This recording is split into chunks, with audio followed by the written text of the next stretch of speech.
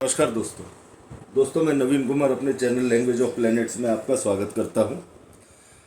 दोस्तों इस समय जो एक सबसे ज़्यादा चर्चा का विषय बना हुआ है और एक बड़ा खगोलीय परिवर्तन राहु और केतु का अक्टूबर में होने वाला राशि परिवर्तन। राहु जाएंगे मीन राशि में, देवगुरु बृहस्पति की राशि में, और केतु जाएंगे बुध की राशि कन्या में। दोस्तों देवगुरु बृहस्पति की राशि में राहु एक साधु की राशि में, एक साधु के घर में एक शैतान क्या फल देगा सभी लग्न वाले जातकों को, इसके बारे में अब हम चर्चा करेंगे।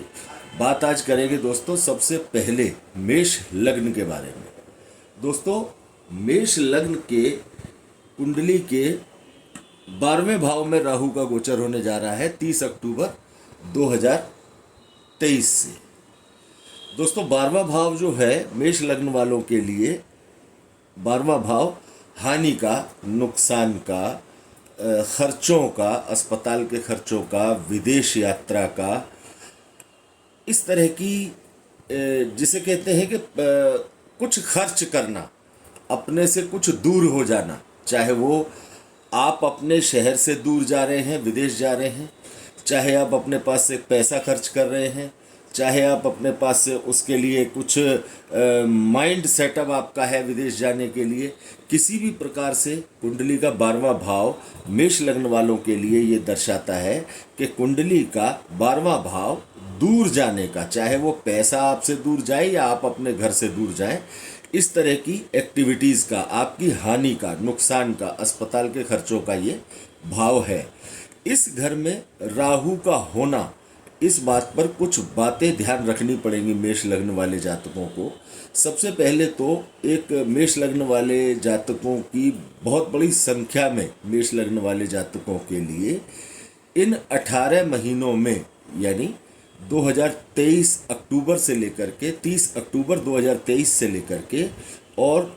2025 मई तक 18 महीनों में विदेश यात्रा का बहुत बड़ी संख्या में योग बनेगा। अब आप ये तय कर लें कि विदेश यात्रा आप जा रहे हैं तो आपका विदेश जाने के पीछे उद्देश्य क्या है, क्योंकि यहाँ बैठे हैं 12वें भाव में राहु। यदि आप बिना किसी उद्देश्य के, बिना किसी ठोस आधार के यदि आप चले जाते हैं विदेश, तो हो सकता है कि ये विदेश ले जाकर आपको भ्रम में डालकर, आपको लालच में डालकर विदेश ले जाकर आपका पैसा भी खर्च करवाए, आपका समय भी खर्च करवाए और आपको प्राप्ति भी कुछ न हो पाए। तो मेष लग्न वाले जातकों को इस बात का विशेष तौर पर ध्यान रखने की आवश्यकता यहाँ पर होगी। दोस्तों कुंडली के 12वें भाव में जब राहु का गोचर होगा तो मेष लग्न वालों को विशेषकर इस बात का भी ध्यान रखना होगा कि उनका पैसा अनावश्यक खर्च ना हो, क्योंकि जब खर्च के भाव में राहु जाएंगे तो डेफिनेटली आपके दिमाग में नए नए विचार आएंगे खर्चे करने के। किसी भी तरह की यदि आपके जीवन में, आपके रोज़मर्रा के नियमों में यदि आपके ऊपर हल्की फुल्की भी नेगेटिविटी आएगी तो उसे राहु का प्रभाव माने और किसी भी प्रकार के अचानक होने वाले खर्चे से बचें। यानी जैसे अचानक से आपका कोई मन कर जाता है कि चलो परिवार के साथ विदेश घूम आते हैं, या चलिए कुछ ये हमारे पास एक गाड़ी है, इस गाड़ी को सेल करके हम दूसरी गाड़ी ले लेते हैं, तो होगा क्या कि यदि आपने, मान लीजिए कि आपके पास कोई मोबाइल है, आपने वो मोबाइल सेल करके आपने दूसरा मोबाइल ले लिया, महंगा मोबाइल ले लिया खर्चा ज़्यादा करके, तो हो सकता है कि महीने 2 महीने बाद आपके दिमाग में ये बात आने लगे कि यार हमने बेकार ही मोबाइल दूसरा लिया, काम तो हमारे वही हो रहे हैं जो उस मोबाइल से हो रहे थे।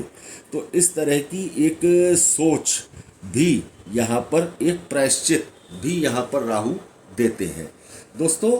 12वें भाव का राहु भ्रम में डालता है, अचानक से ऐसी हरकतें करवा सकता है कि आपको किसी भी प्रकार से समाज में या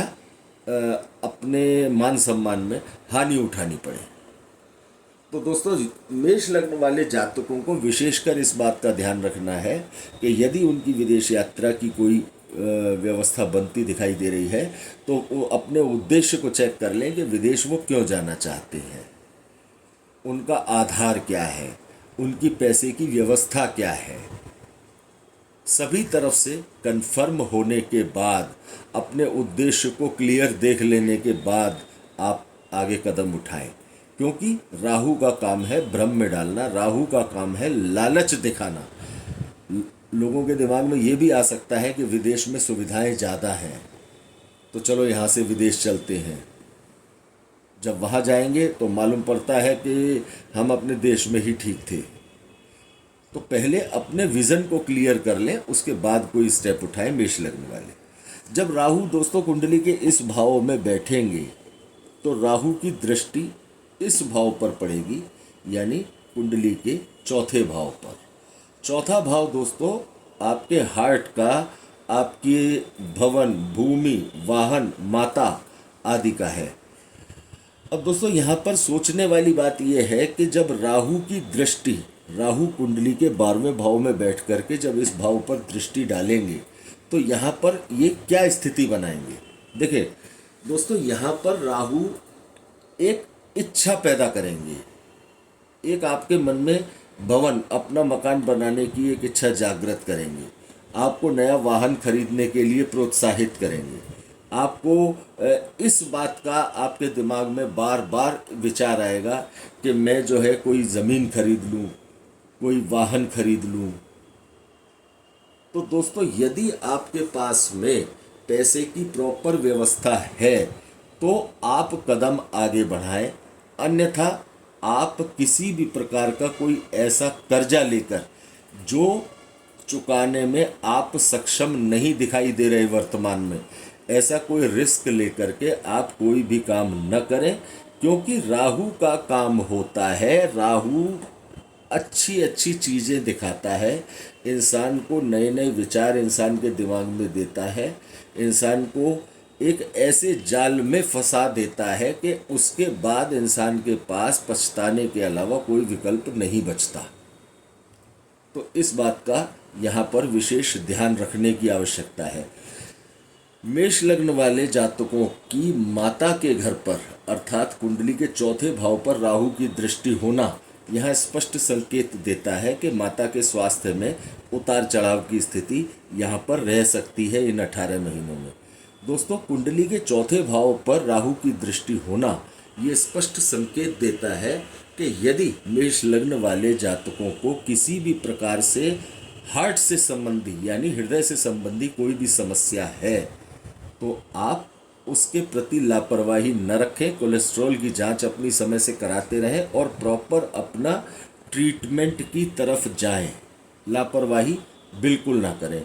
राहु का सबसे बड़ा काम ये होता है कि राहु अचानक से जो डिसीज़ आपके अंदर दबी हुई होती है, मान लीजिए कोई परेशानी आपके अंदर दबी हुई है जिसका आपको अंदाज़ा नहीं है, उस परेशानी को प्रकट कर देंगे यहाँ राहु चौथे घर में। चाहे वो परेशानी आपकी हो, चाहे वो आपकी माताजी की हो। आपकी से तात्पर्य है कि आपके हृदय से संबंधित कोई समस्या हो तो भी उसके लक्षण आपके सामने आ जाएंगे, या आपकी माताजी के स्वास्थ्य को लेकर के कोई भी परेशानी उनके अंदर दबी हुई है जिसका उन्होंने जिक्र नहीं किया है या उन्हें पता नहीं है, तो वो भी इस समय में राहु सामने ले आएंगे और आपको ट्रीटमेंट की तरफ जाना पड़ेगा।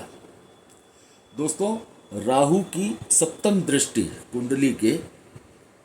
छठे स्थान पर पड़ेगी। ये स्थान रोग, ऋण, शत्रुओं का, नौकरी का,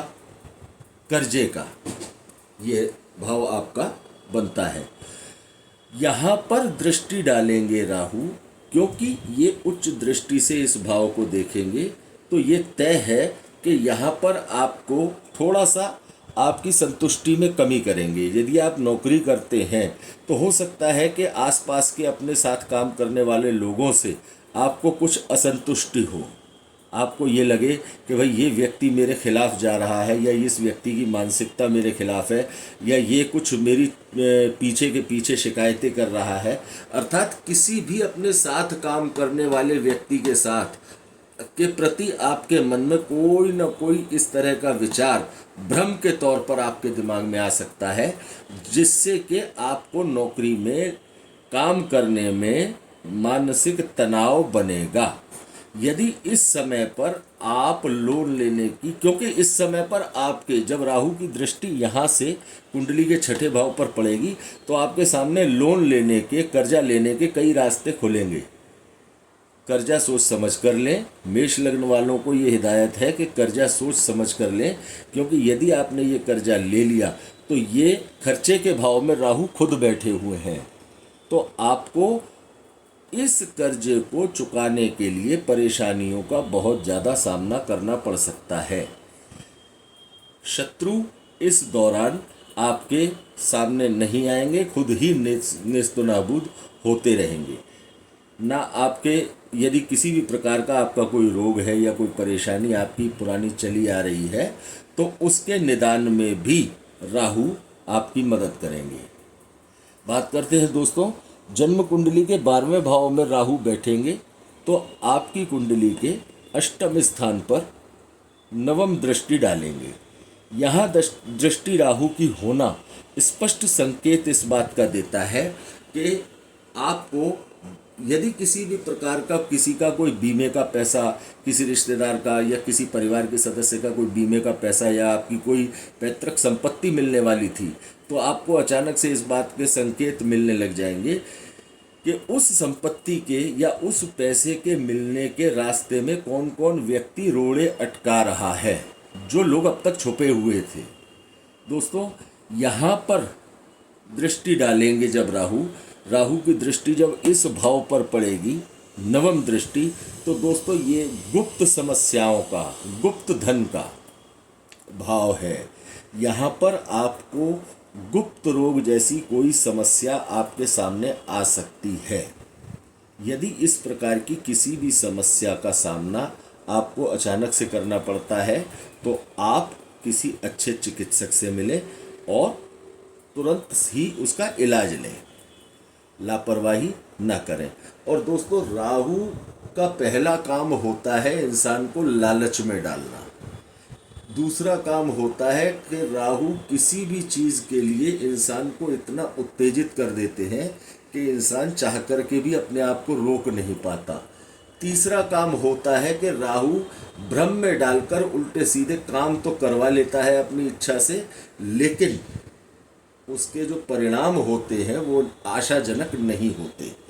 निराशा ही बाद में हाथ लगती है। दोस्तों, ये राहु का जो गोचर है ये मेष लग्न वाले जातकों के लिए सबसे अच्छा उपाय इस लग्न के लिए ये है कि आप किसी भी प्रकार से कोई काम करने जा रहे हैं तो आप अपने दिमाग का भरपूर इस्तेमाल करें, किसी भी प्रकार के लालच में ना आए। यदि आपको ये दिखाई देता है कि मुझे ये मकान सस्ता मिल रहा है, 2 लाख रुपए, 4 लाख रुपए, 10 लाख रुपए सस्ता मिल रहा है, और आपने यदि बिना सोचे समझे उस मकान को ले लिया, तो हो सकता है कि उस मकान को खरीदने के बाद आपको किसी भी प्रकार से बाद में किसी भी तरह की कोर्ट कचहरी का सामना करना पड़े। हो सकता है कि उस मकान से या वाहन से संबंधित किसी न किसी प्रकार की कोई परेशानी आपके साथ आ जाए। भवन खरीदें, वाहन खरीदें, या आप अपना छठे भाव से संबंधित कोई भी काम करें या अष्टम भाव से संबंधित कोई भी काम हो, अपने दिमाग को अच्छी तरह से खुला रखें, किसी लालच में ना आए, अपने किसी भी भ्रम में ना पड़े। विशेष तौर पर इन सब बातों का ध्यान रखें। 1.5 साल भगवान भोलेनाथ की कृपा से आप सभी के लिए मंगलमय हो, यही हमारी शुभकामनाएं हैं। दोस्तों, अगले वीडियो में आपके सामने उपस्थित होंगे राहु के गोचर में वृष लग्न के जो भी प्रभाव होंगे उसको लेकर। धन्यवाद दोस्तों।